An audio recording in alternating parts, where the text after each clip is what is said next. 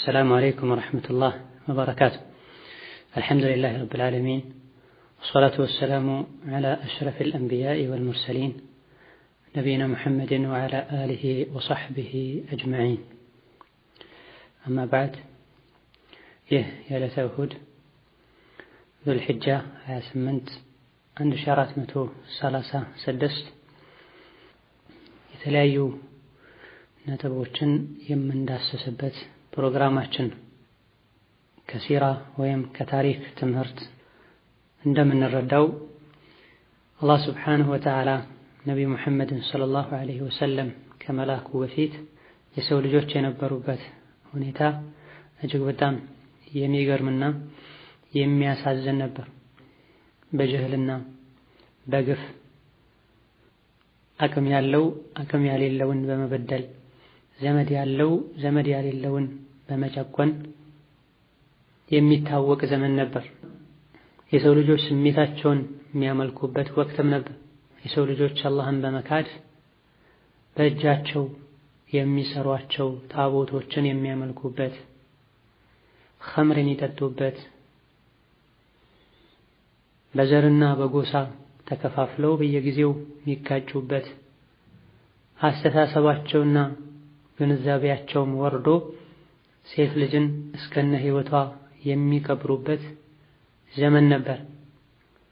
በጥቅሉ የሰው ልጆች ሕይወት ያለ ነቢያት ሊሳካ አይችልምና ዒሳ ዐለይሂ ሰላም ወደ ሰማይ ካረገ በኋላ ነቢ ሙሐመድ ሰለላሁ ዐለይሂ ወሰለም እስኪላኩ ድረስ በመሃል ከ500 እስከ 600 የሚደርስ ክፍተት ነበርና በዚህ መሃል የነበረው ጊዜ የመሃይማን ዘመን፣ የጅህልና ዘመን ተብሎ ይታወቃል።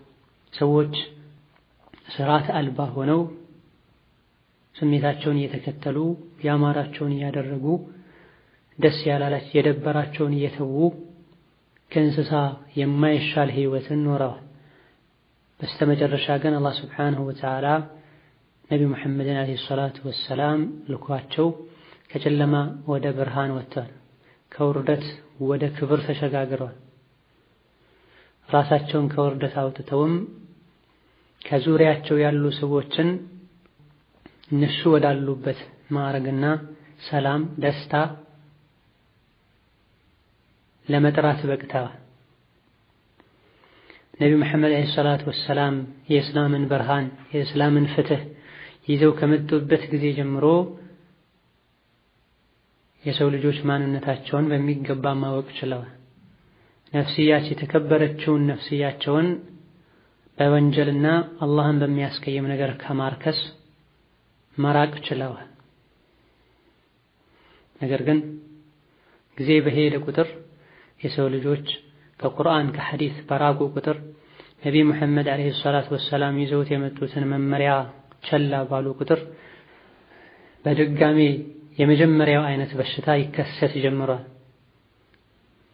የዓለም መሪ እንዳልነበሩት ሌሎች ይመሯቸው ጀምሯል። ፈላጭ ቆራጭ እንዳልነበሩት የሌሎች መጫወቻ ሆነዋል። የእስላምን ብርሃንና ፍትህ ለዓለም እንዳላከፋፈሉት በሌሎች አቅል መመራት ይጀምራል። በዚህም ሽንፈትን ተከናንበዋል። ጊዜው በሄደ ቁጥርም ይህ ድክመት እየጠነከረ ስር እየሰደደ መጥቷል።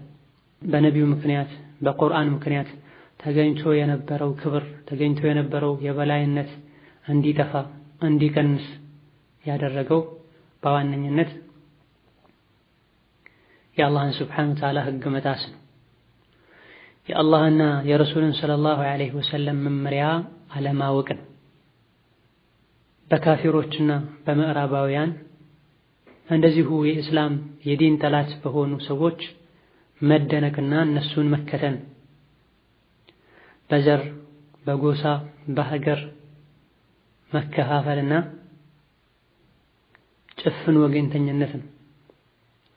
እንደዚሁ ከአላህ ረሕመት ተስፋ መቁረጥ፣ አንዴ የሽንፈት በር ከተከፈተ በኋላ ዳግም ለመጠናከር አለመሞከር፣ እጅ መስጠትና ተስፋ መቁረጥ፣ እንደዚሁ በመልካም ማዘዝና ከመጥፎ መከልከል፣ ዳዕዋ ማድረግ፣ መጥፎን ነገር ሲያዩ ሐራምን ሲያዩ ለአላህ ብሎ መቆጣትን መተው፣ ኸይርን ነገር ማስፋፋትን መተው። እነዚህ ሌሎችም ተደምሮ ኡመተል ኢስላም ድሮ የነበረውን ክብር ድሮ የነበረውን የበላይነት እንዲያጣ ወይም እንዲቀነስ አድርጓል። ባለንበት ጊዜ በየዕለቱ በየደቂቃው የሙስሊሞች ደም ሲፈስ፣ ሙስሊሞች ከሀገራቸው ሲፈናቀሉ፣ ሴት ልጅ በሒጃቧ ምክንያት የተለያየ ጫና ሲደርስባት፣ ወንድ ልጅ በዲኑ በመጠንከር ምክንያት የተለያዩ መከራዎች ሲደርሱበት እጅግ በጣም የሚያሳዝኑ እንቅልፍ የሚነሱ ችግሮች በየጊዜው ይሰማሉ። የዚህ ሁሉ ሰበቡ በዋነኝነት እነዚህ ናቸው። ሸሪዓን መተዋችን፣ የዲን እስላምን ህግጋት አለማወቃችን ወይም ደግሞ እያወቀን መጣታችን፣ ምዕራባውያንን አላዋቂዎችን ጃሂሎችን አርአያ ማድረጋችን፣ በዘር በጎሳ በሀገር መከፋፈላችን። እስልምና መቼ ነው የበላይ የሚሆን? አቀል ሸይ ቢያንስ እንኳን ሙስሊሞች መቼ ነው በሰላም መኖር የሚችሉት? ሙስሊሞች መቼ ነው ዲነል እስላምን አላህ ባዘዛቸው መሰረት መተግበር የሚችሉት? እነሆ ለዚህ የሚረዱ አስባቦች አሉ። አስባቡ ነስር ወተምኪን። አላህ ሱብሓነሁ ወተዓላ በተከበረው ቁርአኑ ወዐደ አላሁ አለዚነ አመኑ ወዐሚሉ ሷሊሓቲ ሚንኩም ለየስተኽሊፈነሁም ፊል አርድ። አላህ ሱብሓነሁ ወተዓላ ቃል ገብቷል ከእናንተ ውስጥ እነዚያን ያመኑ መልካም ሥራ የሰሩ ሰዎችን ምድር ላይ ተተኪ እንደሚያደርጋቸው፣ የምድር ተቆጣጣሪ እንደሚያደርጋቸው። ላኪን እኔን በብቸኝነት ይገዙኝ ብሏል። በእኔ ምንንም እንዳያጋሩ ብሏል። ለውርደትም ሰበብ አለው፣ ለበላይነትም ሰበብ አለው። ሙስሊሞች መበደላቸው መሰቃየታቸው አሳስቦን ብንናገር ብናለቅስ የበላይነትና የሰላምን ሰበቦችን ካላሟላን ማልቀሱ ማዘኑ ነገሩን አይቀይረው። ጣታችንን ወደ ራሳችን ልንቀስር ይገባናል። ቁርአኑ አለ፣ የረሱል ሰለላሁ ዐለይሂ ወሰለም ንግግርም አለ። ነብዩ ቢሞቱ ሱናቸው አልሞትም። ሐዲታቸው፣ ንግግራቸው፣ ተግባራቸው፣ ፈትዋቸው ተጽፎ ተቀምጧል። መጀመሪያ ነቢ ከመላካቸው በፊት የነበሩ ሰዎች ከነበሩበት ዝቅጠት ያወጣቸው ቁርአንና ሐዲት ኢስላም እኛንም ከዚህ ውርደትና ዝቅጠት ማውጣት ይችላል። ያኔ የነበሩ ሰዎች ቁርአንን እንደቀሩት ከቀራን፣ ያኔ እንደነበሩ ሰዎች እስልምናን ከተቀበልነውና ከተገበር ነው የአላህ ፈቃድ ከሆነ አጠር ባለ መልኩ የሙስሊሞችን የበላይነት ሙስሊሞች በሰላም እንዲኖሩ ማድረግ የሚያስችሉ ነጥቦችን አጠር ባለ መልኩ ለመዳሰስ እንሞክራለን። እነዚህ ከላይ መጀመሪያ ላይ ጠቀስናቸው ሙስሊሙ አሁን ላለበት ሁኔታ እንዲበቃ ያደረጉ ችግሮች ተቀርፈው የጠላቶች ሴራ ከሽፎ ሙስሊሞች የሚገባቸው ቦታና ማዕረግ ላይ እንዲሆኑ የሚያስችለው የመጀመሪያው ሰበብ አተመስኩ ቢልኪታቢ ወሱነህ፣ ቁርአንና ሐዲትን በሚገባ መያዝ። አካሄዳችንም እምነታችንም ቁርአንና ሐዲስ ላይ ሊሆን ይገባል። እነዚህ ሁለቱም መነጣጠል የለባቸውም። በቁርአንና ሐዲስ እናምናለን፣ በቁርአንና ሐዲስ ልንሰራ ይገባናል። በቁርአንና ሐዲስ እንሰራለን፣ በቁርአንና ሐዲስ ልናምን ይገባናል። ይህንም ያደረገን እንደሆነ ማንኛውም ነገር ስናደርግ ከቁርአን ከሐዲስ ማስረጃ እየፈለግንለት፣ ከሰሐቦች ንግግር ማስረጃ እየፈለግንለት፣ ከደጋግ ቀደምቶች ስምምነት ማስረጃ እየፈለግንለት የምናደርገው ከሆነና ቁርአንና ሐዲስን ከማንም ከምንም በላይ የምናከብር ከሆነ፣ ቁርአን ሐራም ያለውን ሐራም ምንል ከሆነ፣ የከለከለንን ምንከለከል ከሆነ፣ ቁርአንና ሐዲስ ላይ በታዘዝነው መሰረት ምንኖር ከሆነ በአዱንያም በአኺራ ሰላምን እናገኛለን፣ ደስታን እናገኛለን። እነሆ ፈላ ፈላሐ ኢላ ቢልአኽዚ ቢሂማ መዐን ወተሕኪሚሂማ ፊ ጀሚዕ መጃላት አልሐያ። በአዱንያም ይሁን በአኺራ ሰላም ሊገኝ አይችልም፣ ስኬት ሊገኝ አይችልም ቁርአንና ሐዲስን በሚገባ በመያዝና በቁርአንና ሐዲስ በመመራት እንጂ፣ በሁሉም የህይወት መስክ ላይ ቁርአንና ሐዲስን በመከተል እንጂ። አላህ ሱብሓነሁ ወተዓላ በተከበረው ቁርአኑ ወአጢዑ ላህ ወረሱለ ለዐለኩም ቱርሐሙን፣ አላህና መልእክተኛውን ታዘዙ፣ እሺ በሉ፣ አላህ ያዝንላችኋል ተብለን አላህ ሱብሓነሁ ወተዓላ ካዘነልን ከሰው ልጆች ሁሉ እዝነት መብቃቃት እንችላለን። የአላህን ሱብሓነሁ ወተዓላ ረሕመት ስናጣ የአላህ ሱብሓነሁ ወተዓላ እዝነት ሲለየን የዓለም ህዝቦች እኛ ላይ ይረባረባሉ። የእስላም ጠላቶች የአላህ ጠላቶች ሙስሊሞች ላይ ይረባረባሉ። የተወሰኑት ለማዘን እንኳ ቢሞክሩ የነሱ ማዘን ምንም አይጠቅምም። ለራሳቸው ጥቅም ሲሉ ነው ለሙስሊሙ ሊያዝኑ የሚችሉት። እነሆ አላህና መልእክተኛውን ታዘዙ አላህ ያዘነላችኋል ተብለናል። ነቢ ሙሐመድን ተከተሉ አላህ የምትወዱ ከሆነ ተብለናል። አላህ ይምራችኋል ይሄን ካደረጋችሁ፣ ያዝንላችኋል አላህ መሐሪና አዛኝ ነው ተብለናል። ነው የመጀመሪያው ሰበብ ቁርአንና ሐዲስን አጠንክሮ መያዝ ነው። ቁርአንና ሐዲስን መያዝ ማለት ወረቀቱን መጨበጥ ማለት አይደለም፣ ህጉን መተግበር ማለት ነው። የሰማነውን ከቁርአንና ከሐዲስ የሰማነውን ሁሉ ተግባራዊ ማድረግ ማለት ነው። በተለይ የተከለከልነውን መከልከል ማለት ነው። ነቢ አለይሂ ሰላቱ ወሰላም ሐዲሳቸው ምን ይላሉ? ተረክቱ ፊኩም አምረይን ለን ተضሉ ማ ኢን ተመሰክቱም ቢሂማ ኪታበላሂ ወሱነቲ። ሁለት ነገሮችን እናንተ ላይ ትቼ እሄዳለሁ በፍጹም አትጠሙም እነሱን አጠንከራችሁ ከያዛችሁና ኪታበላሂ ወሱነቲ የአላህን ቁርአንና የኔን ሱና ሐዲስ አሉ አለይሂ ሰላቱ ወሰላም። በዚህ ዙሪያ እጅግ በጣም ብዙ ሐዲሶች አሉ። በተከሉ ቁርአንና ሐዲስን ደጋግ ቀደምቶች ሰሐቦች፣ ታቢዒዎች በተረዱት መልኩ ይዞ መጓዝ በአዱንያም በአኺራ ሰላምን ይሰጣል።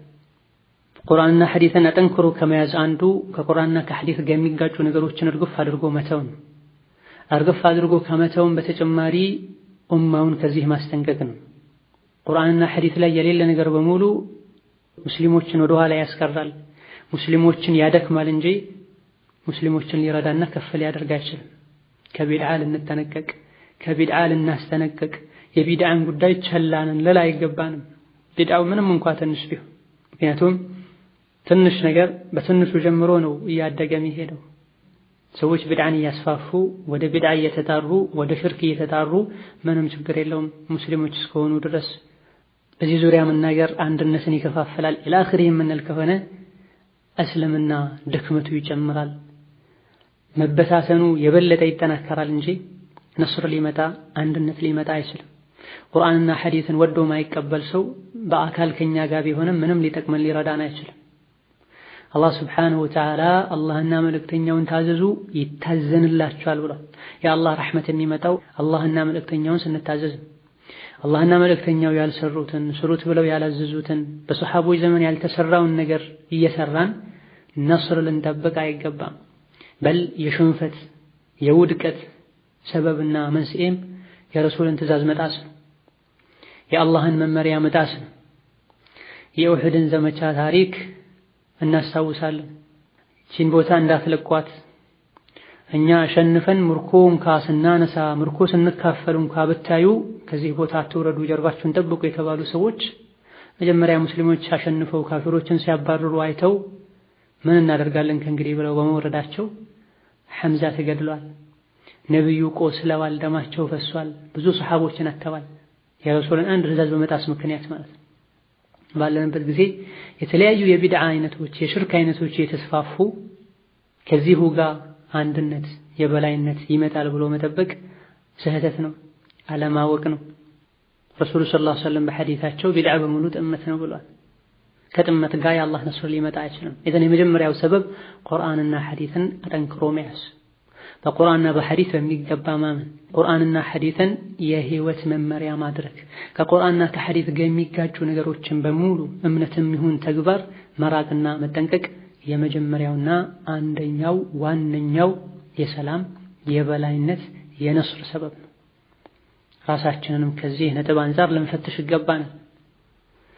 አላህ እንዲህ ብሏል፣ ረሱል እንዲህ ብሏል ሲባሉ ምንም የማይመስላቸው ሼህ ገሌ እንደዚህ ብሏል ሲባሉ ድንገት የሚሉ ደስ የሚላቸው ብዙ ሰዎች አሉ። የአላህና የረሱልን ሰለላሁ ዐለይሂ ወሰለም መመሪያ መጣስ ምንም የማይመስላቸው የግለሰቦችን መመሪያና ህግ ግን መጣስ በጣም የሚከብዳቸው ብዙ ሰዎች አሉ። አላህና ረሱል እንዲህ ብሏል ሲባሉ እገሌ ግን እንደዚህ ብሏል የሚሉ ሰዎች አሉ። አላህን እናክብር፣ ረሱልን ሰለላሁ ዐለይሂ ወሰለም እናክብር። አላህ ክብሩን ይሰጠን ዘንድ የበላይነቱን ይሰጠን ዘንድ ቁርአንን እንቅራው፣ የረሱልን ሐዲስ እንቅራ። አላህና ረሱልን ሰለላሁ ዐለይሂ ወሰለም ማወቅ የምንችለው ንግግራቸውን ስንማር ነው። የአላህና የረሱልን ህግ ማወቅ የምንችለው የወረደውን ቁርአን ስናነብ ስንማር ነው። በጀህልና ነስር አይመጣም። ሁለተኛው ሰበብ ከዑለሞች አለመራቅ ነው። ዑለሞች በምንልበት ጊዜ ጥልቅ እውቀት ያላቸው፣ አቂዳቸው ንጹህ የሆነ፣ አካሄዳቸው ከአህለ ሱና ወልጀማዓ ከሰለፉ ሷሊህ ያልወጣ ዑለሞችን መከተልና ከነሱ ኋላ መሄድ፣ በተለያዩ ጉዳዮች ላይ ማስተያየታቸው ምን እንደሆነ መጠየቅ፣ ማንኛውም ነገር ከማድረጋችን በፊት እነሱን ማማከር። ይህን በማድረግም የኡማውን አንድነት ማግኘትና ማጠናከር ይቻላል። እነሆ የአላህን ቁርአን የሚያውቁ፣ የረሱልን ሐዲስ የሚያውቁ፣ የሰሐቦችን ታሪክና ሲራ ንግግር የሚያውቁ ዑለሞች ጉዳዮች ላይ አይቸኩሉም። ማንኛውም ነገር ተጠይቀው ግራ ቀኝ አይተው እንጂ መልስ አይሰጡም። በኡመቱ ዙሪያ በወቅታዊ ጉዳዮች ላይ በተለያዩ ነጥቦች ላይ የሚሰጡት ምላሽ ከቁርአን ከሐዲስ የተጨመቀ ነው የሚሆን። ቁርአንና ሐዲስን ከተከተላችሁ ቀናውን መንገድ ታገኙታላችሁ ተብለናል። አትጠሙም ተብለናል በረሱል ዐለይሂ ሰላቱ ወሰላም አንደበት። ቁርአንና ሐዲስን ለኛ ጨምቀው ሊሰጡን የሚችሉት ሐቅ ላይ ያሉ ዑለሞች ናቸው። ወቅታዊ ጉዳዮችን ማከም የሚችሉትም እነሱ ናቸው። ለችግሮች ትክክለኛውን መፍትሄ ማግኘት የሚችሉትም እነሱ ናቸው። ምድር ላይ እንዲህ አይነት ዑለሞች መኖርም የሰላም አንድ ዋስትና ነው። እነዚህ ዑለሞች ሲጠፉ ሰዎች አላዋቂዎችን አለቃ አድርገው መሪ አድርገው ይይዛሉ። አላዋቂዎችም ስሜታቸውን ተከትለው በጅህልና በመሰለኝ ይናገራሉ። ከኋላ ያሉ አድናቂዎችም እነሱን ይከተላሉ፣ አብረው ገደል ይገባሉ። ضلوا فسئلوا فافتوا بغير علم فضلوا واضلوا። አኺር ዘመን ላይ ዒልም ያሌለውን ሰዎች መሪ አድርገው ይይዛሉ። እነዚህ መሪ የተደረጉትም ይጠየቃሉ፣ ያለ ዕውቀትም ፈትዋ ይሰጣሉ፣ ጣመው ያጠማሉ ብሏል ነብዩ አለይሂ ሰላቱ ወሰላም። እንደዚህ ቁርአንን ሐዲስን በሚገባ የሚያውቁ የሰሐቦችን የታቢዒዮችን የሰለፈ ሷሊህን መንገድ የሚከተሉ ጥልቅ ዕውቀት ያላቸው ብስለት ያላቸው ዑለሞችን ማግኘት በራሱ አላህ ሱብሓነሁ ወተዓላ ለባሪያው ኸይር እንደሻለት ምልክት ነው ይላል። ከደጋ ቀደምቶች ማለት አንዱ ለአንድ ወጣት አላህ ሱብሓነሁ ወተዓላ ኸይር እንደሻለት ከሚያሳዩ ነገሮች አንዱ ሱናን የሚከተል ዓለም ማግኘቱ ነው ይላል። አሱነቱ ነጃት ተብሏል። ሱና ሰላም ነው ተብሏል። السنة كسفينة نوح من ركبها نجا ومن تخلف عنها غرق. ሱና ማለት እንደ ነብዩላህ ኑህ መርከብ ናት። ይህች መርከብ ውስጥ የገባ ሰው ሁሉ ይድናል፣ ከዚህች መርከብ ወደ ኋላ ያለ ሁሉ ይሰምጣል ተብሏል። በስለት እርጋታ ዕውቀት ባላቸው ዑለሞች መመራትና ከነሱ አለመራቅ፣ በትንሹም በትልቁም እነሱን መጠየቅ አንድ የነስር ሰበብ ነው። እንዲህ አይነት ዑለሞች መገኘታቸው የሰላም ዋስትና ነው። የነሱ መጥፋት ደግሞ የአደጋ ምልክት ነው። አላህ ሱብሓነሁ ወተዓላ ለዑለሞች ትልቅ ማዕረግ ሰጥቷል። ያወቁትንም እንዲናገሩ አላህ ሱብሓነሁ ወተዓላ አማና ጥሎባቸዋል። ዕውቀትን ከመደበቅም አስጠንቅቋቸዋል። የነሱ ስህተትም የዓለም ስህተት፣ ዘለቱል ዓሊሚ ዘለቱል ዓለም ተብሏል። የአንድ ዓለም ስህተት የዓለም ስህተት ነው ተብሏል። እነሆ ሰዎች ዑለማን ይወዳሉ፣ ዑለማን ያከብራሉ። ዓለም ሲሳሳት ብዙ ሰዎች አብሮት ይሳሳታሉ። በመሆኑም ዑለሞችም ያለባቸውን ትልቅ ኃላፊነት ሊያውቁ ይገባቸዋል። ኡማውን ወደ ሰላም ሊመሩት ይገባል። ለኡማው አባት ሊሆኑ ይገባል። አላህን ሊፈሩ ይገባል። በእያንዳንዱ ንግግራቸው፣ በእያንዳንዱ ፈትዋቸው፣ በእያንዳንዱ ምክራቸው ኢኽላስ ሊለያቸው አይገባም። አማ ዑለሞችን ትቶ በስሜት ጥሩ ነው በሚል ብቻ የሄደን እንደሆነ አሊያ ደግሞ ዑለሞች ወደ ተራው ማህበረሰብ አስተያየት ወርደው ተራውን ማህበረሰብ ተከትለው የሄዱ የሚናገሩ ከሆነ ተራውን ማህበረሰብ ተከትለው ሄደው ፈትዋ የሚሰጡ ከሆነ አደጋው የከፋ ይሆናል። ዑለሞችም አላህን ሊፈሩ ተራውን ማህበረሰብ ዑለሞችን ሊያከብር በእያንዳንዱ ነገር ዑለሞችን ሊጠይቅ ሊያማክር ይገባዋል። ይሄን ካደረገን ሰላም ይገኛል።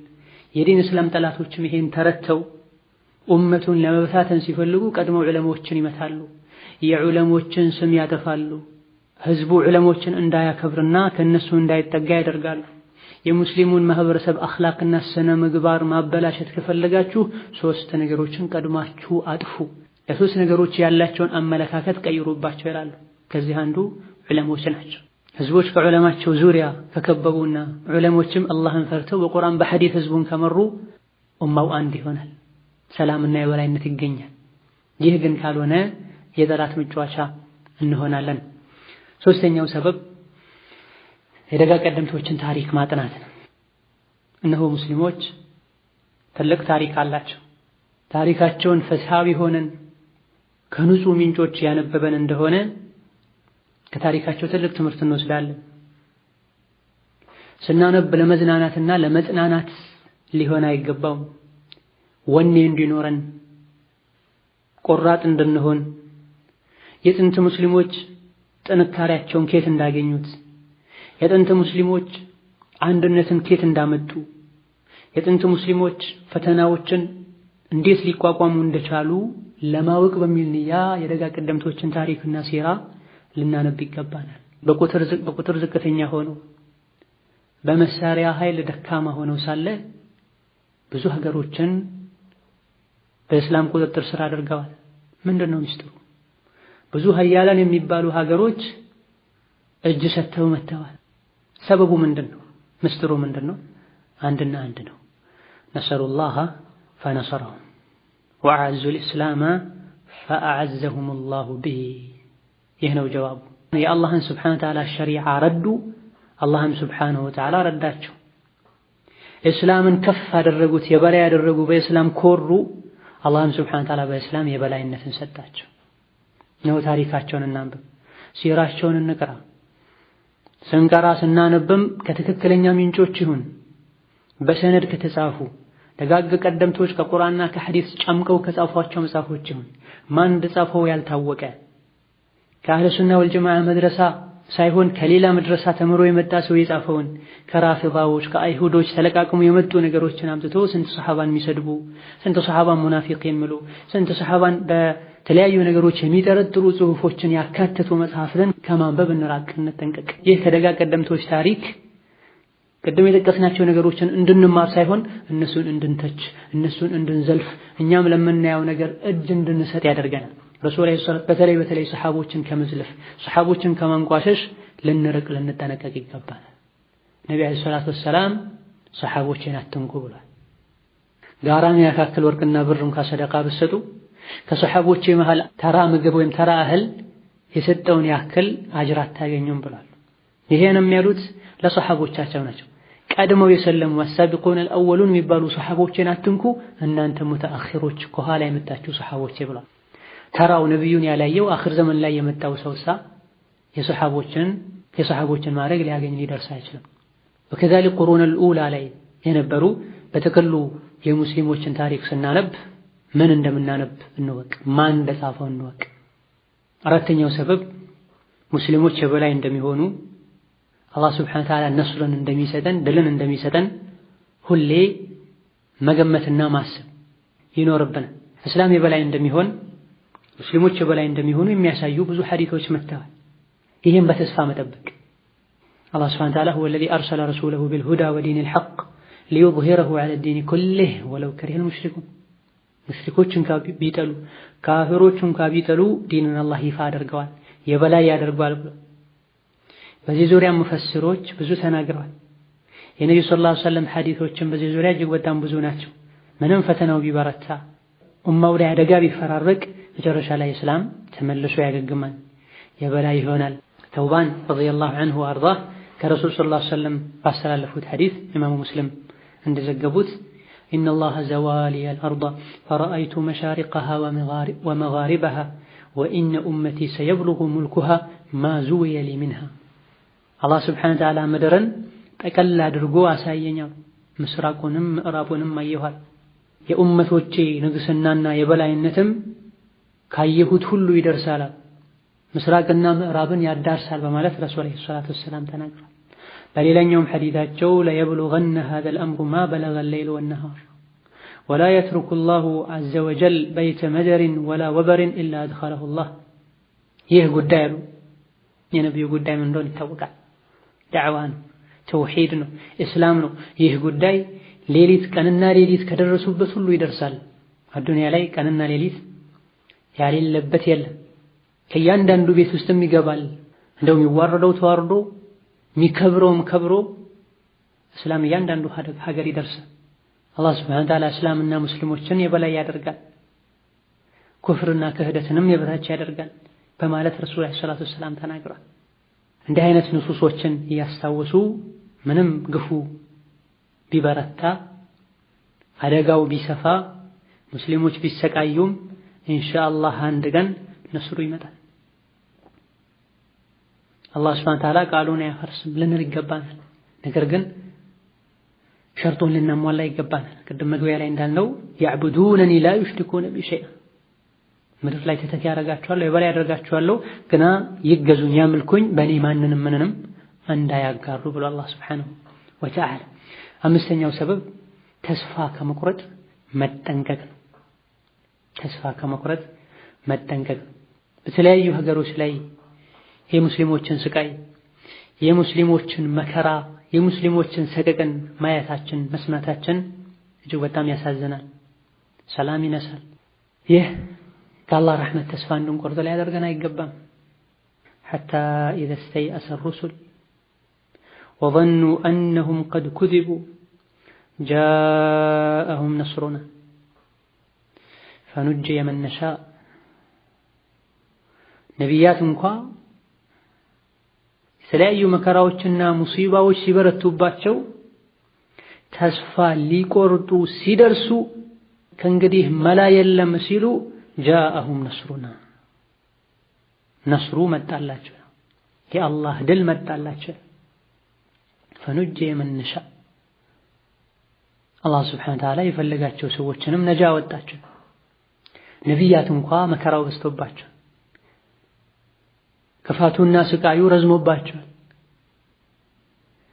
ከፈተናውና ከስቃዩ መርዘምና መስፋትም ተስፋ ሊቆርጡ ደርሰዋል። አላህ ግን ሱብሓነሁ ወተዓላ ነስሩን አምጥቶታል። ነቢይ ከመሆናቸው ጋር ቀውይ ጠንካራ ከመሆናቸው ጋር ሙሲባው በዛው ልክ ጠንካራ በመሆኑ ተስፋን ለመቁረጥ እንዲያስቡ አድርጓቸው። ፈከይፈ ቢና ነሕኑ ዱዓፋእ እንዴት ነው ታዲያ የነቢያትን ያክል ኢማን የቂን የሌለን ሰዎች ተስፋችን ሊመነምን ይችላል? ተስፋ አትቁረጡ፣ አብሽሩ። እስላምን ካወቅን እስላምን ከያዘን በእስልምና ከኮራን ረሱልና ሰሓቦች በሄዱበት ጎዳና ከሄደን ነስሩን አላህ ያመጣዋል። የነስር እንቅፋት የሆኑ ነገሮችን እንጠንቀቅ። በዚህ በኩል ሙስሊሙ ተጨቆነ፣ ተበደለ፣ ታረደ፣ ተሰደደ እያለን በሌላ በኩል ይሄን ችግር የሚያመጡ የሚያስፋፉ ነገሮችን እኛው ምንሰራ ከሆነ ዝሙት ከተስፋፋ፣ ወለድ ከተስፋፋ፣ ሽርክና ቢድዓ ከተስፋፋ ችግሩ እየሰፋና እየከፋ ነው የሚሄደው ነው። አምስተኛው ዋና የሚባለው ሰበብ ከአላህ ረሕመት ተስፋ ለመቁረጥ ነው። የምንሰማው የምናየው ምንም ቢያሳዝነን በሌላ በኩል ኢንሻአላህ ነገ የአላህ ነስር ይመጣልን ይገባናል። የተስፋ መቁረጥን በር ልንዘጋው ይገባናል። በተቃራኒው ጥሩ ነገር ልንጠብቅ ይገባናል። ለተወሰነ ጊዜ ነው አላህ ይህን ፈተና የመጣው ያነሷል ልንል ይገባናል። ሌሊቱ ምንም ቢረዝም መንጋቱ አይቀርም። ብዙ ተስፋ ከመቁረጥ የሚያስጠነቅቁ የቁርአን አያዎች አሉ። ልንቀራቸው ደጋግመን ልናስተነትናቸው ይገባል። ላ ተቅነጡ ሚን ረሕመቲላህ ብሏል አላህ ሱብሓነሁ ወተዓላ። ከአላህ ረሕመት ተስፋ አትቁረጡ ብሏል። ተስፋ ከመቁረጥ አስጠንቅቋል። ወመን የቅኑጥ ሚን ረሕመቲ ረቢሂ ኢላ ዳሉን ብሏል። ከአላህ ረሕመት ተስፋ የሚቆርጥ ማን አለ እነዚያ ጠማሞች ካልሆኑ በስተቀር ብሏል።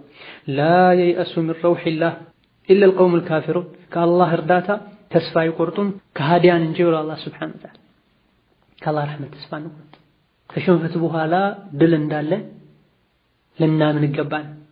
ሐታ የቁለ ረሱሉ ወለዚነ አመኑ መዐሁ መታ ነስሩላህ።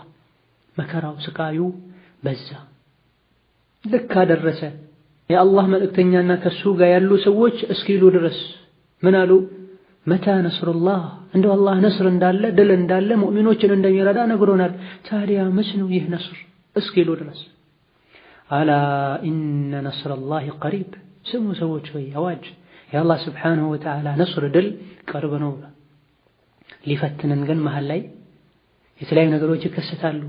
ላኪን ሄዶ ሄዶ አላህ ስብሓንሁ ወተዓላ ዩዕዙ ላሁ ልእስላም ወአህለ እስልምናና ሙስሊሞችን የበላይ ያደርጋል። ላኪን እኛ ትክክለኛ ሙስሊሞች ነን ወይ? ሸርጡን አሟልተናል ወይ? ሰብር አድርገናል ወይ? በላው እንደመጣ መሰበር ሲገባን ከሰብር የሚቃረን ነገር ነው የምናደርገው። በላው እንደመጣ በላውን ያነሳል ተብሎ የተነገረንን ነገር ትተን በላውን የሚያባብስ ነገር ነው የምናደርገው። ምዕራባውያን ያደረጉትን ነገር እናደርጋለን ነስር እየፈለገን። ምዕራባውያን የበላይነት ለማግኘት የተጠቀሙትን ነገር ከመጠቀማችን በፊት በቁርአን በሐዲስ ይታወቃል ወይ? በሰሐቦች ዘንድ ይታወቃል ወይ እንል ይገባናል። ነስር ከአላህ ዘንድ ነው የሚመጣው። ከአላህ ዘንድ የሚመጣውን ነስር ለማግኘት አላህ ባዘዘን መሰረት ልንሄድ ይገባናል። እነሆ በየጊዜው የምናየው የምንሰማው ተስፋ የሚያስቆርጥ ነው። ሰበቡና መንስኤው የዲን እስላም ጠላቶች እንዳሉ ሆነው እኛ ጋም ትልቅ ድርሻ አለ። ራሳችንን ፈትሽ፣ ነፍስያችንን እናስተካክል፣ ቤታችንን እናስተካክል፣ ጎረቤታችንን እናስተካክል። ቁርአንና ሐዲስ ላይ የተነገሩ አይነት ሙስሊሞች እንሆን። ሆኖም በላና ፈተና መቼም አይቀርም። ነቢያት ሁሉ ተፈትነዋል፣ ተሰቃይተዋል፣ ተቸግረዋል። ቅድም ያነበብናቸው ቁርአን ላይ መታ ነስሩላህ ብለዋል። ተስፋ ሊቆርጡ ደርሰዋል። ፈተናና ሙሲባ የጀመረው በእኛ አይደለም።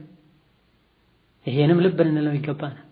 ፈተናና ሙሲባ የጀመረው አሁን ባለው በዚህ ዘመን ባለው ሙስሊም ላይ ብቻ አይደለም። ከጥንት ጀምሮ ነቢያት ተፈትነዋል። ሷሊሖች ወልዮች ተፈትነዋል። ረሱል ሰለላሁ ዐለይሂ ወሰለም ተፈትነዋል። ሰብር አድርግ ተብሏል። እስከ መቼ ነው ሰብር የምናደርገው? አላህ መልሱን ነግሮናል። ወስቢር ሐታ يحكم الله وهو خير الحاكمين። ታገስ፣ ሰብር አድርግ አላህ እስኪፈርድ ድረስ፣ አላህ መውጫ እስኪያበጅ ድረስ። እሱ ደግሞ ከፈራጆች ሁሉ የተሻለ ነው። نسأل الله أن يعز الإسلام والمسلمين ويكبت أعداء الدين። ሰባተኛው የነስር ሰበብ ያለብንን ኃላፊነት ማወቅ። እያንዳንዱ የሙስሊሙ ማህበረሰብ ኃላፊነት አለበት። ይህን ኃላፊነት ሊያውቀውና ሊረዳው በአግባቡ ሊወጣው ይገባል። ይህን ኃላፊነት ስንወጣም ከራሳችን ልንጀምር ይገባል። እንደ ሙስሊም ከኔ ምን ይጠበቃል? ሙስሊም ሊያደርጋቸው የሚገቡ ነገሮች አሉ፣ ያህን ማድረግ ይወጅብብኛል። ሙስሊም ሊያደርጋቸው የማይገቡ ነውር የሆኑ ነገሮች አሉ፣ እነዚያን ልርቃቸው ይገባኛል። ኩልኩም ራዕ ወኩልኩም መስኡሉን ዐን ረዕየቲህ። ሁላችሁም እረኞች ናችሁ፣ ጠባቂዎች ናችሁ። ጠብቁ ስለተባላችሁት ነገር ትጠየቃላችሁ ብሏል። ከግሌ ጀምሬ ራሴን ካስተካከልኩኝ፣ ከዛ ቤተሰቤን ካስተካከልኩኝ፣ ከዛ ጓደኞቼን ካስተካከልኩኝ፣ ጎረቤቴን ካስተካከልኩኝ ማህበረሰቡ ይስተካከላል። አማ ሁሉም እንደፈለገ የሚሆን ከሆነ፣ ነፍስያው የምትጨማለቅ ከሆነ፣ ራሱን ካስተካክሎ ቤተሰቡ እንደፈለገ የሚሆን ከሆነ፣ ጓደኞቹ እንደፈለጉ የሚሆኑ ከሆነ ኃላፊነቱን አልተወጣንም። በእያንዳንዱ የእስላም ድንበር ላይ ራሳችንን ዘብ ልናቆም ይገባናል። በእኛ በኩል ጠላት እንዳይገባ ጥረት ልናደርግ ይገባናል። መጻፍ የሚችሉ ሰዎች ስለ እስላም ሲጽፉ አላህን ሊፈሩ ይገባቸዋል። እስላምን የሚخدም እስላምን የሚረዳ ነገር እንጂ ከመጻፍ ሊቆጠቡ ይገባቸዋል። በእስላም ዙሪያ ሲጽፉ ያለ ዕውቀት ከመጻፍ ሊጠነቀቁ ይገባቸዋል። ሙስሊሙ ነጋዴ አላህን ሊፈራና ከሙስሊም ነጋዴ የማይጠበቅን ነገር ከማድረግ ሊርቅ ሊጠነቀቅ ይገባል። ዘካውን በአግባቡ ሊሰጥ ይገባል። መሸጥ የተከለከሉ ነገሮችን በእስልምና ሊርቃቸው ይገባል። የተለያዩ በመሰረቱ ሐላል ከመሆናቸው ጋር አፈጻጸማቸው ላይ የሚከለከሉ ሽያጭ አይነቶች አሉ፣ ሊርቃቸው ሊጠነቀቃቸው ይገባል። ከመስረቅ፣ ከማጭበርበር፣ ዋሽቶ ከመሸጥ ሊጠነቀቅ ይገባል። አስተማሪዎቹም እንደዚሁ የሚያስተምሯቸው ልጆችን አኽላቃቸው እንዲያምር ሊያደርጉ ይገባል። ከመናገራቸው በፊት ስነ ምግባራቸውን ቁርአንና ሐዲስ በሚያዘው መሰረት ሊያንጹ ይገባቸዋል። ወላጆችም ልጆቻቸውን ሲያሳድጉ ጡት ሲያጠቧቸው ከጡታቸው ወተት ጋር አብረው የአላህና የመልእክተኛውን ውዴታ ሊያጠቧቸው ይገባል። በተርቢየተል እስላም ኮትኩተው ሊያሳድጓቸው ይገባል። ሀብት ያለው በሀብቱ፣ ዕውቀት ያለው በዕውቀቱ፣ ጉልበት ያለው በጉልበቱ፣ ጥሩ ሐሳብ ያለው በሐሳቡ እስልምናን ተባብሮ ሊረዳ ይገባል። ሁሉም የጋራ ኃላፊነቱን አላህና ረሱል ባዘዙት መልኩ ከተወጣ ነስሩ ይመጣል። ላከኔ ምን አገባኝ እያለን እጃችን ወደ ኋላ የምናደርግ ከሆነ አደጋ ነው። ከዚህ አልፎ ደግሞ እስልምናን ሁሉም እንደመሰለው የሚረዳና ሁሉም የመሰለውን የሚያደርግ ከዛ ስራው እስላም ላይ የሚለጠፍ ከሆነ ሙሲባው የከፋ ነው። ኸይር ነገር ላይ እንተባበር፣ አላህን እንፍራ። በተቻለን ያክል የእስላምን ድንበር እንጠብቅ። ለእስልምና ድንበር ዘበኞች እንሁን። እስላም ላይ ምንም አይነት መጥፎ ነገር እንዳይለጠፍበት ጥንቃቄ እናድርግ። ሙስሊም ያልሆኑ ሰዎች እስላምን በአንተ ሊለኩት ባንቺ ሊለኩት ይችላሉ። ራሳችንን እናስተካክል፣ ጸባያችንን እናስተካክል፣ ትንሽም እንኳን ብትሆን መልካም ስራ እስከሆነ ድረስ ልንንቀው አይገባም። ትንሽም ቢሆን መጥፎ እስከሆነ ድረስ ልንሰራው አይገባም። አንድ ሙስሊም ሲሳሳት አይተው ሙስሊሞች በሙሉ እንደዚህ ናቸው ይላሉ። በአንጻሩ ደግሞ የተወሰኑ ሙስሊሞች ጥሩ ነገር ሲሰሩ ካዩ ሁሉም ሙስሊሞች እንደዚህ ናቸው የሚሉም አሉ። እናም ለእስላም ምን ሰራው፣ ለእስላም ምን አበረከትኩኝ ልንልና ራሳችንን ልንጠይቅ ይገባል። እንደው እስላም ላይ መኖር ሙስሊም ሆኖ መኖር ትልቅ ሸረፍ ነው፣ ክብር ነው። የቂያማ ቀን ከሃዲያን በሙሉ ወይኔ ሙስሊም በሆንኩኝ ብለው ይመኛሉ። ሩበማ የወዱ الذين كفروا لو كانوا ሙስሊሚን። ሙስሊም ሆኖ መኖር ትልቅ ክብር ነው። ነገር ግን ከዚህ የተሻለው ክብር ለእስላም የሆነ ነገር ማድረግ፣ በአንተ ሰበብ ሰዎች እንዲሰልሙ፣ በአንተ ሰበብ ሰዎች ዲናቸውን እንዲያውቁ፣ በአንተ ሰበብ ሰዎች ጅህልናቸው እንዲቀረፍ፣ በአንተ ሰበብ የእስላም ድንበር እንዲጠበቅ ማድረግ መቻልህ ትልቅ ሸረፍ ነው፣ ትልቅ ክብር ነው። እንደ አቅማችን ደግሞ ሁላችንም የእስላምን ድንበር ለመጠበቅ ለእስላም የሆነ ነገር ለማድረግ ልንጥር ይገባናል። ብዙ ማድረግ የምንችላቸው ነገሮች አሉ። እንዴት ማድረግ እንዳለብን ባለማወቅ አሊያ ደግሞ ባለማሰብና በቸልተኝነት ብዙ ነገሮችን ከማድረግ ወደ ኋላ እንላለን። ቅድም እንዳልነው ብር ያለው በብሩ ለእስላም የሚጠቅምን ነገር ይስራ። መስጂድ መስራት ያስፈልጋል፣ መስጂድ ስራ። መድረሳ መስራት ያስፈልጋል፣ መድረሳ ስራ። መታደስ ያስፈልጋል፣ አድሰው። ቁርአን ዒልም የሚማሩ ሰዎችን ማገዝ ያስፈልጋል፣ አግዛቸው። ብቻህን ማድረግ አትችልም፣ አጠገብህ ጎረቤትህ ካለው ነጋዴ ጋር ባለ ሀብት ጋር እንዳቅምህ ተባብረህ ስራ። ወከዛልክ ተምረው የተለያዩ ሙያዎችን የሚያውቁ ሰዎችም በዚህ ሙያቸው እስላምን እርዱ። የምንችለው ብዙ ነገር አለ፣ እናድርግኛ እንዳቅማችን። እንደው ምንም ማድረግ ካልቻለን ሸራችንን እናቆም፣ ነፍስያችንን እንቆጣጠር። ረመዳን ላይ ሙስሊም መሆኑ የታወቀ ቀን ላይ የበላ ይሄዳል። ሙስሊም መሆኗ እየታወቀ ተገላልጣ ትሄዳለች። ሙስሊም ማይለብሰውን ልብስ ለብሳ ትሄዳለች። ለእስላም የሆነ ነገር ማድረግ ካልቻልክና ካልቻልሽ ሙስሊም ነኝ እያልክና እያልሽ እስላም ላይ የሆነን ጠባሳ አትፍጠር። ከሙስሊም ማይጠበቅን ነገር አታድርግ። በዚሁም ቢያንስ እስላምን እርዳ። እስላምን ስንረዳው እስላም ያለኛ አይቆምም፣ የእስላም ምሰሶኛ ነን ማለት አይደለም። እስላምን አላህ ይረዳዋል፣ እስላምን አላህ ይጠብቀዋል። ላኪን እስላምን በረዳን ቁጥር በእስላም ራሳችንን መርዳት እንችላለን። እስላምን በረዳን ቁጥር እስላም እኛን ይጠብቀናል። ወኢላ አላህ ከፈለገ እናንተን አስወግዶ ሌላን ያመጣል። እንደናንተም አፈንጋጭና አንቢባዮች አይሆኑም፣ ሌላን ህዝብ መተካት ይችላሉ። ላኪን ህይወት በሙሉ ፈተና ናት። አላህ ፈተናውን በሰላም ከሚያልፍ ያደርገን። ሰባተኛው በብዛት አለመታለል፣ በራስ አለመደነቅ ነው። የቁጥር ብዛት ምንም ሊጠቅም አይችልም። የሰዎች ልባቸውና ወኔያቸው ደካማና ዝቅተኛ ከሆነ በል በቁጥር ብዛት መፎካከር በሸሪዓችን የተወገዘ ነው። ብዙ ጊዜ በቁጥር ብዛት መፎካከር በራስ ወደ መደነቅ ይወስዳል። በራስ መደነቅ ደግሞ አላህን እንዲረሱ ያደርጋል። አላህን መርሳት ደግሞ ነስሩን እንዲያጡ ያደርጋል። በተለያዩ የቁርአን አያዎች ላይ ብዛትን አላህ ተችቷል። የቁጥር ብዛትን አላህ ተችቷል። ወኢን ቱጢዕ አክተረ መን ፊል አርዲ ዩድሉከ ዐን ሰቢልላህ፣ ምድር ላይ ያሉ አብዛኞችን የሰው ልጆች ብትታዘዛቸው እሺ ብትላቸው ከመንገድ ያወጡሃል። ወማ አክተሩ ናሲ ወለው ሐረስተ ቢሙእሚኒን፣ አብዛኞቹ የሰው ልጆች አንተ ብትጓጓ እንኳ የሚያምኑ አይደሉም ብሏል። ኢዕመሉ አለ ዳውድ ሹክረን ወቀሊሉ ሚን ዒባዲየ ሸኩር፣ እኔን የሚታዘዙ እኔን የሚያመሰግኑ ባሮቼ ጥቂቶች ናቸው ብሏል። አለን በቁጥር መብዛት ልንታለል አይገባም። እኛ ሚሊዮኖች ነን፣ ቁጥራችን እዚህ ደረሰ ኢላ አኺሪሂ፣ ይህ ሊረዳ አይችልም። ነስሩ ከአላህ ነው የሚመጣው።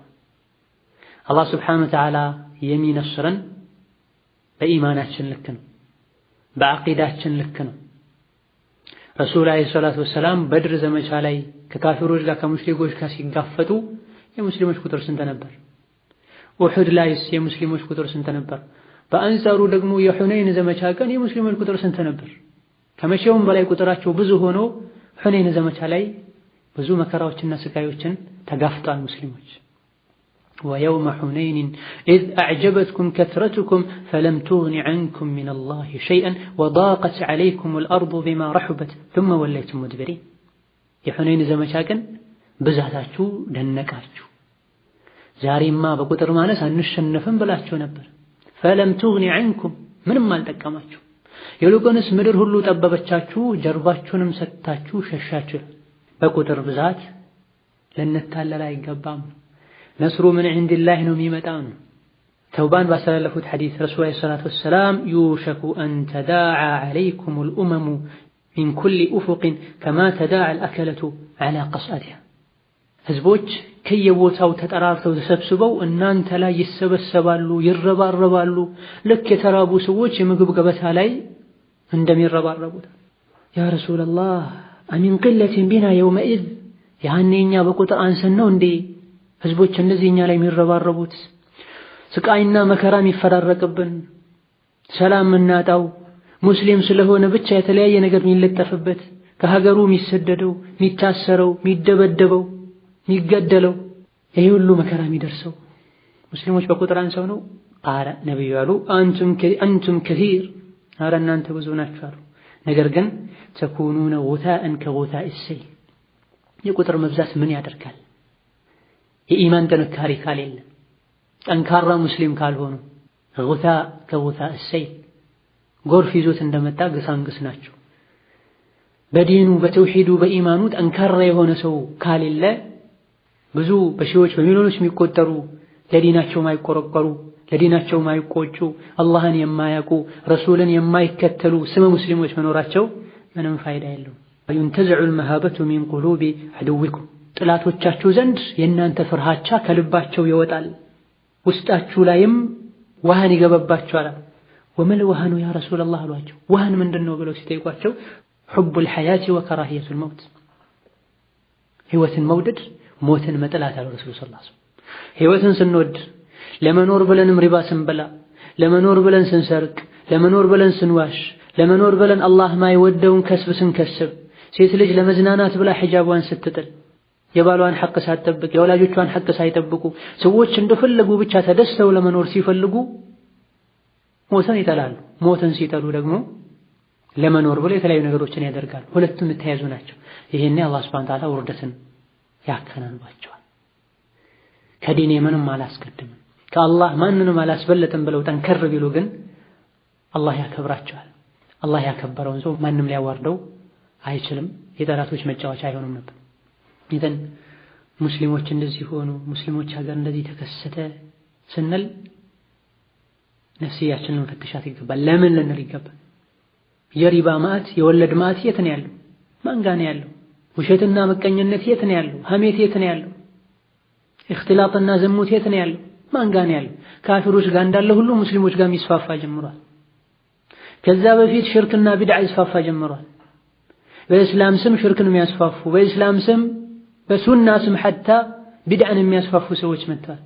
ይህ እያለ እንዴት ነስር ይመጣል? የነስሩን ሰበብ እናመቻች። የነስሩን ሰበብ ሳናሟላ ነስርን ስጠን ብለን አላህን ብንለምነው ቀድማችሁ የነስሩን ሰበብ አሟሉ ምን ምላሽ ይሰጠናል? ስምንተኛው የነስር ሰበብ ወንጀሎችን መራቅ ነው። ለራስ መጠንቀቅና ሌሎችንም ከወንጀል ማስጠንቀቅ ነው። ወንጀሎች መብዛት የአደጋዎች ሁሉ ሰበብ ነው።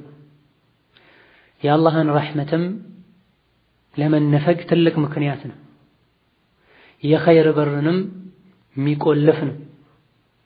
በወንጀልም ምክንያት ነው የሙስሊሞች አንድነት የሚበጣጠሰው፣ ክብራቸው የሚወገደው። ካፊሮች የሚሰሩትን እኛ ከሰራን፣ ካፊሮች እንደሚሆኑት ከሆነን፣ ከነሱ ከተመሳሰለን አላህ ዘንድ ሱብሓነሁ ወተዓላ ክብራችን ይወርዳል። ድሮ የነበረው የሙስሊሞች ሀይባ ክብር ይቀራል። አላህ ሱብሓነሁ ወተዓላ ሽንፈትን ያከናንባቸዋል። ኢዛ ተባየዕቱም ቢልዐይነ ወረዲቱም ቢዘርዕ ወተቢዕቱም አድናበል በቀር ወተረክቱሙል ጂሃደ ሰለጠላሁ ዐለይኩም ዙለን ላ የንዘዑሁ ዐንኩም ሐታ ተርጅዑ ኢላ ዲኒኩም። የተለያዩ አላህ ማይፈቅዳቸው የሽያጭ አይነቶች ላይ ከተሰማራችሁ፣ በአላህ መንገድ ላይ መታገልን ከተዋችሁ ሰለጠላሁ ዐለይኩም ዙላ አላህ ውርደትን ይለቅባችኋል። ይህን ውርደትም አላህ አያነሳውም ሐታ ተርጅዑ ኢላ ዲኒኩም ወደ ትክክለኛው ዲናችሁ እስካልተመለሳችሁ ድረስ ይላል አይሰላም። እስቲ ከግሌ ከራሴ ጀምሬ ወደ ዲኔ ልመለስ፣ አላህ የሚያዘኝን ልስራ፣ አላህ የሚከለከለኝን ልከልከል፣ በአቅም ያክል በመልካም ከመጥፎ ልከልከል፣ አላህ ሱብሓነሁ ወተዓላ ሙስሊሙ ላይ የለቀቀውን ሽንፈት ውርደት አላህ ያነሳል። ይሄ የረሱል ሰለላሁ ዐለይሂ ወሰለም ንግግር ነው። ሐታ ተርጂዑ ኢላ ዲኒኩም ሰለላሁ ዐለይኩም ዙለን ላ የንዚዑሁ ዐንኩም ሐታ ተርጂዑ ኢላ ዲኒኩም። አላህ ሱብሓነሁ ወተዓላ የበታችነትን ሽንፈትን ውርደትን ይለቅባቸዋል፣ የበላይ ያደርግባቸዋል። ይሄንም አላህ አያስወግድላችሁም ወደ ዲናችሁ እስካልተመለሳችሁ ድረስ። ተበደለን ተጨቆንን እንዲሆንን ብለን አምረን እናወራለን። ነዓም እንዲመረን የሚያደርግም ነው። ላኪን ይሄን ሊያነሳው የሚችለው አላህ ነው። ይሄን ደግሞ ያነሳልን ዘንድ ጸባያችን ማስተካከል ያለብን እኛ ነን። የተለያዩ የተደበቁ ሌሎች ደግሞ ግልጽ ሆነው የሚሰሩ ወንጀሎች አሉ። አላህን የሚያስቆጡ ረሱልን የሚያስቆጡ ሰዎች ባለማወቅ ሊሰሯቸው ይችላሉ። አዋቂ የሚባሉ ሰዎችም አብረው እነሱን ይከተላሉ፣ ያጠናከራሉ። ዘፈን በቁርአን በሐዲስ ሐራም ሆኖ ሳለ በሸሪዓችን ዘፈን ሐራም አይደለም ብለው የሚጽፉ ሰዎች አሉ። ዘፈን ሐራም አይደለም ብለው የሚናገሩ ሰዎች አሉ። ቢድዓን ቀለል አድርገው የሚመለከቱ ሰዎች አሉ። ቢድዓ ሰዎች ሲሰሩ ቢድዓ መጥፎ መሆኑን እያወቁ አብረው ቢድዓ ሄደው ከሰዎች ጋር የሚሳተፉ ሰዎች አሉ። ኧረ ስንቱ ይነገራል። አላህን እንፍራ። አላህን ከልባችን እንፍራው። የማስቀረዋን ጨለማውን ጉድጓድ ቀብሯን አንርሳት። ምንም ስንናገር ፊት ለፊታችን ቀብር እያስታወስን፣ ፈትዋ ስንሰጥ ፊት ለፊታችን በአይናችን መሃል ከምላሳችን ፊት የማትቀረዋን ያችን ጠባቧን ጉድጓድ እያስታወስን ይህን ያደረገን እንደሆነ እንስተካከላለን። ኡማውም ይስተካከላል፣ ችግሩም ይቀረፋል። ነገር ግን ስሜትን መጋለብ፣ አላህን አለመፍራት፣ በራስ መደነቅ፣ መናናቅ፣ መመቀኘት ትልልቅ በሽታዎች ናቸው። አላህን ሱብሓነሁ ወተዓላ የሚያስቆጡ ወንጀሎች ናቸው። እኽትላጥን ያስፋፉ፣ የዝሙትን በር እየከፈቱ፣ ዘፈንና ፊልም ድራማ መሰል ነገሮችን ለኡማው እየሰጡ ኡማውን ከቁርአን እያራቁ ነስር ዘገየ ቢባል ምን ማለት ነው? እኛው የሽንፈቱን በር ከፍተ ነው የጠላት መጫወቻ ራሳችንን አድርገን ካፍሮች የገቡበት ገደል ሁሉ ገብተን ከዛ በኋላ ከታች ወደ ላይ ብናለቅስ ብንማጸናቸው ምንድነው ፋይዳ? ዑመር ረዲየላሁ ዐንሁ ይላሉ ኢነኩም ለን ተግሊቡ አዕዳአኩም፣ እናንተ እኮ ጠላቶቻችሁን በቁጥር ብዛትና በመሳሪያ ኃይል አይደለም የምታሸንፏቸው፣ አላህን በመፍራት ነው የምታሸንፏቸው። እናንተም እንደነሱ ወንጀል ላይ ከወደቃችሁና አላህን ካመጻችሁ በምንድን ነው ታዲያ ጠላቶቻችሁን የምታሸንፉት ይላሉ። هذا كلام عمر رضي الله عنه بمعنى كلامي። ይህ የዑመር ንግግር እናንተ እኮ ጠላቶቻችሁን የምታሸንፉት በቁጥር መብዛት አይደለም፣ በመሳሪያ ኃይልም አይደለም። አላህ በኢማናችሁ በተቅዋችሁ ነው የሚረዳችሁ። እነሱ የሚሰሩትን ወንጀል እናንተም ከሰራችሁት ታዲያ አላህ ማንን ይርዳ? እናንተን እነሱ ላይ የሚረዳችሁ እናንተ አላህን ስለምትታዘዙ ነው። እነሱ እንደሚያምፁት ካመጻችሁት በምን ተለያችሁ? ከእናንተ ፊት የነበሩ ሰዎችን ጎዳና ትከተላላችሁ፣ የእነሱንም ኮቴ ተከትላችሁ ትሄዳላችሁ፣ ገደል ቢገቡም ትገባላችሁ ብለው ነበር ረሱል ሰለላሁ ዐለይሂ ወሰለም። ዛሬ ካፍሩ ጺሙን ላጭቶ ነው ምንድነው የሚባል ነገር አሰርቶ ይሄዳል። ሙስሊሙም ይሄን ያደርጋል። ካፍሩ ጺሙን ላጭቶ ከላይ ቀድሞ ቀመስ ከንፈሩ ላይ ያለውን ፀጉር ያስቀራል። ሙስሊሙም ይሄን ያደርጋል። ካፍሩ ሱሪውን ጎትቶ ይሄዳል። ሙስሊሙም ያደርጋል። ካፍሯ ሴት ፊቷን ገልጣ ተኳኩላ ተቀንድባ ሽቶ ተቀብታ ትሄዳለች። የረሱልን ሰለላሁ ዐለይሂ ወሰለም መመሪያ ትጠሳለች። ሙስሊማም ሴት ይሄን ታደርጋለች። ካፍሩ በወለድ ለመበልጸግ ይሞክራል። ሙስሊሙም ይሄን ያደርጋል። ካፍሩ ጉቦ ይሰጣል። ሙስሊሙም ይሄን ያደርጋል። ካፍሩ ስጋራ ያጨሳል፣ ኸምር ይጠጣል። የተወሰኑ ደካማ ሙስሊሞችም ይሄን ያደርጋሉ። ካፍሩ ልጁን የት እንደዋለ ከማን ጋር እንደዋለ ምን እንዳደረገ ዞር ብሎ አይም፣ ሙስሊሙም ይሄን ያደርጋል። ካፍሩ የተለያዩ ቆሻሻ ፊልሞችን፣ ድራማዎችን፣ ብልግና የሚያስተምሩ ነገሮችን ሲያይ ይውላል፣ ሲያይ ያድራል። ሙስሊሙም ይሄን ያደርጋል። በዚህ መሰረትም ዲኑ ተሸርሽሯል። የሙስሊሙ ማንነት አዝጊ ሆኗል። በሙስሊምነታቸው የሚኮሩ ሰዎችም ጥቂት ሆነዋል። እስላም ላይ ምንም ነውርና እንከን የሌለ ከመሆኑ ጋር ለሁሉም ሀገር፣ ለሁሉም ዘመን፣ ለሁሉም ትውልድ የሚበጅ የሚያኮራ አንገትን ቀና የሚያስደርግ ከመሆኑ ጋር እስላም የሚያዘውን ነገር መተግበርና መፈጸም ኋላ ቀርነት መስሎ ምዕራባውያን ያደረጉትን በደስታና በሙሉ ፍላጎት ሲያደርጉ ይታያል። የክሳራና የውርደት ሰበብም ይሄ ነው። አላህ ሱብሓነሁ ወተዓላ ከወንጀል ይጠብቀን። ነቢዩላህ አደምን አላህ ከጀነት ያባረራቸው አንዲትን ዛፍ አትብላ ብለው በመብላታቸው ምክንያት ነው። ኢብሊስን አላህ ሱብሓነሁ ወተዓላ ከጀነት ያባረረው ከረሕመቱ ተስፋ ያስቆረጠው እስከ መቼም እንደማይምረው የነገረው አንድ የአላህ ስጁድ አድርግ ብሎ አዘዘው፣ እምቢ በማለቱ ነው።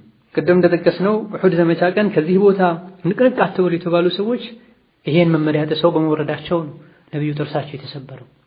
ሐምዛን ጨምሮ ብዙ ጀግና ሰሐቦች ሸሂድ የሆኑት። ወንጀል መዘዙ ብዙ ነው። ወንጀልን እንጠንቀቅ። መዘዙ ባንተ ብቻ አይበቃም። ቤትህንም ጎረቤትህንም ሀገርህንም ያካትታል። በተለይ ኃላፊነቱ ያለባቸው ሰዎች ወንጀልን የማያስጠነቅቁ ከሆነ። ሰባተኛውና ከመጨረሻው በፊት ያለው የጠላቶችን ሴራ ማወቅ፣ ከጠላቶች ሴራ መጠንቀቅ። መቼም ቢሆን እነሱ ለእስላምና ለሙስሊሞች ተኝተው ያድሩ። እንደ ጊዜው እንደ ሁኔታው የተለያዩ እስላምና ሙስሊሞችን የሚያጠቁበት ወጥመድን ያጠምዳሉ። ይህን ሴራ ችላ ልንለው ልንላመደው አይገባም። የሰውና የጅን ሸይጣኖች ታጥቀው ተነስተዋል። እስላምን ለማጥፋት ሙስሊሞችን ለማጥፋት ሙስሊሞች ካሉ ሰላም የለም እየተባለ የተለያዩ የውንብድና ስራዎችን የተለያዩ ገጠወጦች እስላምን ምንነት የማያውቁ ሰዎች የሰሩትን ስራ ሁሉ እስላም ላይ ያለጠፉ ትክክለኛውን እስላም እንዲጠምዱ ሰበብ ሆኗቸዋል። ሆኖም ከጥንት ጀምሮ ነብያትን የገደሉ ነብያትን አዛ ያረጉ ሰዎች ናቸው። ይህ ሴራቸው ሙስሊሙ ዘንድ ሊታወቅ ይገባል። መደረግ ያለበት ሁሉ ጥንቃቄ ሊደረግ ይገባል። ጠላትህ ሂድ ባለህ መንገድ አትሄድም። ከጠላትህ ትጠነቀቃለህ። ሁሙል ዐዱው ፈሕደርሁም እነሱ ናቸው ጠላቶች ተጠንቀቃቸው ተብለናል። የውስጥም የውጭም ጠላቶችን ልንጠነቀቅ ይገባል። ልንነቃና ሴራቸውን ለማክሸፍ ልንሞክር ይገባል። ዋናውና ትልቁ ሴራቸው በእስልምና እንዳትኮራ ማድረግ ነው። በእስልምና እንድታፍር ማድረግ ነው። ሂጃብ አድርጋ ስትሄድ ያሾፉባታል፣ ይሳለቁባታል። በህደት ወይም ከነሱ መለየት ነው፣ አሊያ ደግሞ ሂጃቡን መተው ነው። ከሁለት አንዱ ተወሰናለች። ከነሱ ተለይታ መኖሩ ሊከብዳት ይችላል፣ ላትቋቋም ትችላለች። ለዚህ የሚያበቃት ኢማንና እስቲቃማም ላይ ኖራት ይችላል። ስለዚህ የዚህ ነገር ሰለባ የሚሆነው ሂጃቧን አኽላቋን ሂጃብን ማውለቅ ተከትሎ የሚመጡ ብዙ ነገሮች አሉ። በሩ በቀላሉ አይዘጋም። ወንዱም እንደዚሁ ልብሱን በማሳጠሩ ጺሙን በማሳደጉ የተለያዩ ዘለፋዎች፣ ትችቶች ይመጡበታል። ያሴራሉ፣ ይመካከራሉ። ከሱና ወደ ኋላ ሊያደርጉት ከእስላም ወደ ኋላ ሊያደርጉት በዚህ መልኩ ነው የሚጀምሩት። በሙስሊምነት እንዳትኮራ የእስልምና ህጋትን በይፋ እንዳትተገብር ቀስ በቀስ ያሉ ዋናው እስልምና ላይ እምነቱ ላይ የሚመጡበታል። አስረኛውና የመጨረሻው የጠላቶችን ሴራ የጠላቶችን ተንኮል ከሚገባው በላይ አለማክበድ፣ በስጋት አለመሞላት፣ ተስፋ አለመቁረጥ። ይሄም የነበረንን የቂን እንዲጠፋ ያደርገዋል። ካፊሮች እንደዚህ አይነት ኃይል አላቸው፣ እንደዚህ አይነት መሳሪያ አላቸው፣ አታይም እንደ በየቀኑ ምን እንደሚያደርጉ ኢላ አኺሪህ ያሉ በግልም ይሁን በጋራ ማውራት ማሰብ ተገቢ አይደለም። ከልካቸው በላይ ከፍ ከፍ ማድረጉ ተገቢ አይደለም። የአላህ ጠላት ናቸው፣ የሸይጣን ረዳቶች ናቸው። ኢነ ከይደ ሸይጣን ካነ ضعيفا ኢነማ ذلكم الشيطان يخوف أولياءه فلا تخافوهم እነሆ ይህ ሸይጣን ነው የእሱን ረዳትና ወዳጆችን ያስፈራራቸዋል፣ ካፊሮችን እንድትፈሩ ያደርጋቸዋል። አትፍሯቸው፣ እኔም ብቻ ፍሩ እውነት ሙእሚኖች ከሆናችሁ። አላህን እንፍራ፣ አላህን እናክብር፣ ሸሪዓውን እናክብር፣ መንገዱን እንከተል። ይሄን ካደረገን በተቃራኒው እነሱ ኡማውን ይፈራሉ፣ ኡማውን ያከብራሉ። በተቃራኒው ቅድም እንዳልነው ተስፋ ሊኖረን ይገባል፣ ነስሩን ልናስብ ይገባል። ይህ ካልሆነ ግን ሁሌ የምናስበው የነሱን የበላይነት የነሱን ኃይል የሙስሊሙን ድክመት ከሆነ የምናስበው የውስጥ ሽንፈት ይመጣል። የውስጥ ሽንፈት ደግሞ የውጭውን ሽንፈት ያስከትላል። የውስጥ ሽንፈትና ተስፋ መቁረጥ ደግሞ ለረጅም ጊዜ ይቆያል።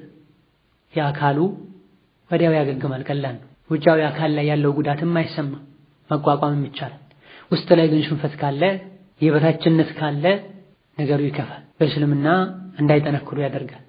በል እምነትን ራስን እንዲጠሉ ያደርጋል። በጥቅሉ የዲን እስላም ጠላቶችን ኃይል በጣም ልናካብደው አይገባም። ነዓም ከሴራቸው ልንጠነቀቅ ይገባል። ነገር ግን ከሚገባቸው በላይ ቦታ ልንሰጣቸው አይገባም። የአላህ ጠላት ናቸው። ለአላህ ከቆመን አላህ እነሱን ይመክታቸዋል ይገባል። አላህ ላይ ጥሩ ተስፋ ሊኖረን ይገባል። ተፋውል ልናደርግ ይገባል። የመጀመሪያውና የመጨረሻው ምክራችን ሁሌም ልናስታውስ የሚገባው ጉዳይ እስላምን ከጠበቀን እስላምን ከረዳን የእስላም ድንበር ላይ ከቆመን እያንዳንዱን ነገር በሸሪዓ ሚዛን ከመዘነን እስላም በላይ ይሆናል፣ ሰላም ይሰፍናል። ቁርአንና ሐዲስን በሚገባ ይዘን በቁርአንና ሐዲስ ጎዳና ከሄደን ነስሩ ለሙእሚኖች ነው፣ ነስሩ ለሙእሚኖች ነው፣ ነስሩ ለሙእሚኖች ነው። ነገር ግን እኛ ትክክለኛ ሙእሚኖች ነን፣ ትክክለኛ ሙስሊሞች ነን? ይህን ጥያቄ ሁላችንም ነፍሲያችን እንጠይቃት፣ ትክክለኛ ምላሽም እንስጥ። اللهم اعز الإسلام والمسلمين وأذل الشرك والمشركين اللهم أصلح أحوال المسلمين وردهم إلى دينهم ردا جميلا. هذا والله تعالى أعلم، وصلى الله وسلم وبارك على عبده ونبيه محمد. والسلام عليكم ورحمة الله وبركاته.